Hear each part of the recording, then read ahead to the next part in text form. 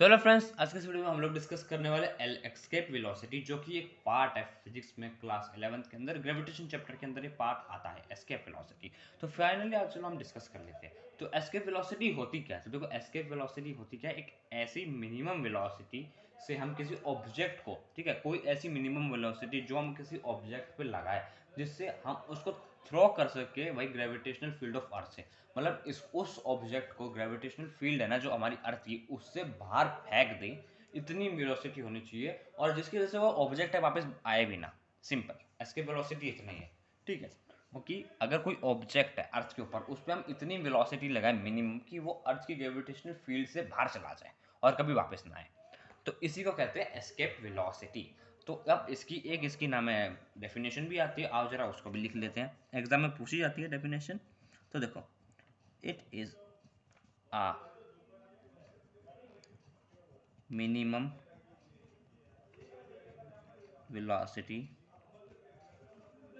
by which the object is thrown such that it crosses the gravitational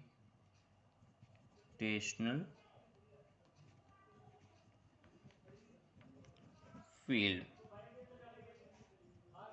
of earth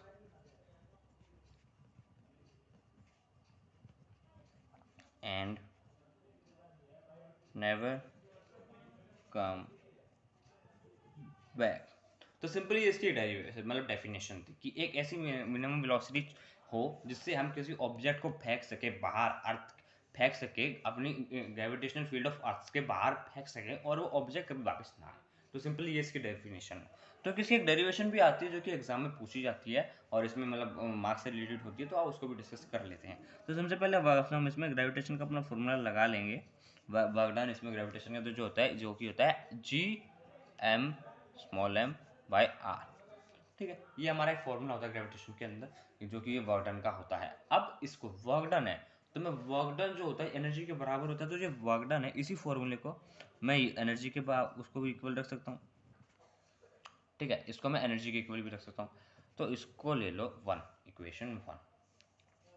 अब एक और चीज़ ले लेते हैं, वी नो डैट, हम एक चीज़ और जानते हैं, काइनेटिक एनर्जी का फॉर्मूला, ये भी एक एनर्जी हो गई। अब एक जानता है काइनेटिक एनर्जी, तो उसका होता है half M V square. Kinetic energy का फॉर्मूला लेते हैं हाफ एम वी स्क्वायर। तो काइनेटिक एनर्जी का फॉर्मूला सिंपल से देखो, अब ये एक एनर्जी है, ये भी एक एनर्जी है, तो हम इन दोनों को ना साथ में इक्वल टू में ले लेंगे, ठीक है। सिंपली देखो, इतना सिंपल है।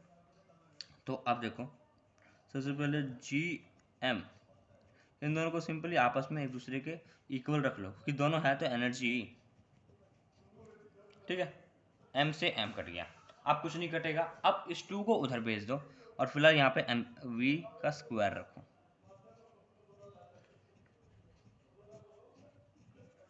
आया था समझ? अब देखो, हमारा जो जी होता है वो किसके बराबर होता है? Small G, gravity, G M by R square के बराबर होता ही नहीं होता, हमने पहले भी पढ़ा हुआ है। तो अगर इसका मैं जो ये आर स्क्वायर है शिफ्ट कर दूँ उधर, तो हमारा ये जी एम के बराबर हो जाएगा, हो जाएगा नहीं हो जाएगा? अब ये जी एम की वैल्यू ना यहाँ पे पुट कर दो। अब अगर हम जी एम की वैल्यू यहाँ पुट कर देंगे तो हमारी वैल्यू क्या निकल जाएगी? वी स्क्वायर की 2GR।